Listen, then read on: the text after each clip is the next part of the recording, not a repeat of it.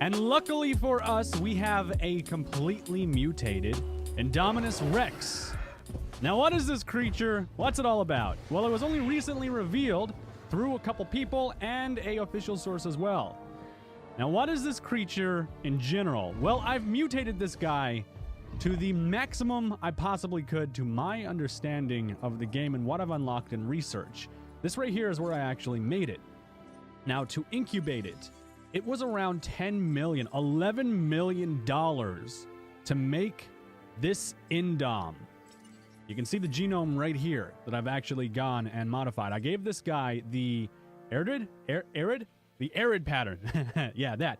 You see, when you change the stats and you give it different features, unfortunately, it lowers the viability. The viability is the chance of it failing, so it's negative 39%. Luckily, there's a bonus that I've applied to this facility that increases it by like 60%, so it balances out, and I always get an Indom no matter what, and it takes a long time to make. So this guy has been completely modified with different things. I gave him the things that gave him the most rating, except for this. I actually haven't... Yeah, this must be a new one that I unlocked, so I can actually apply this one if I wanted to the genome. Now, I can move over here as well, and I can look at the defenses. I've actually modified... See right here. The viability is minus 56%, but I also have a 60% chance for this guy to work out. Now, unfortunately, I can't have a second Indom in here. This guy is not social, but here's a little thing that I remembered from the movie.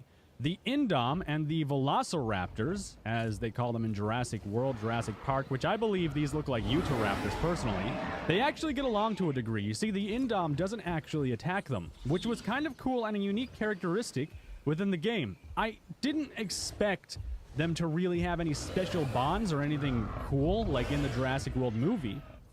But the interesting thing is that while this guy will challenge them and be like, hey, I'm the boss, and run up and scare them and roar at them, it's just like a dominance thing, like, you know, you don't mess with me, I'm king of this pen.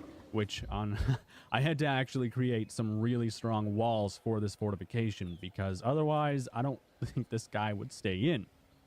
Now, here's also another interesting thing that you might not know about the Indom and its interaction with Velociraptors.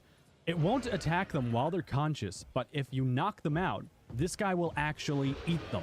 He will not sit around and wait for them to go conscious. And you can see right here, they're all running away. He's kind of just doing his own dominance display, you know, like, hey, you guys better run.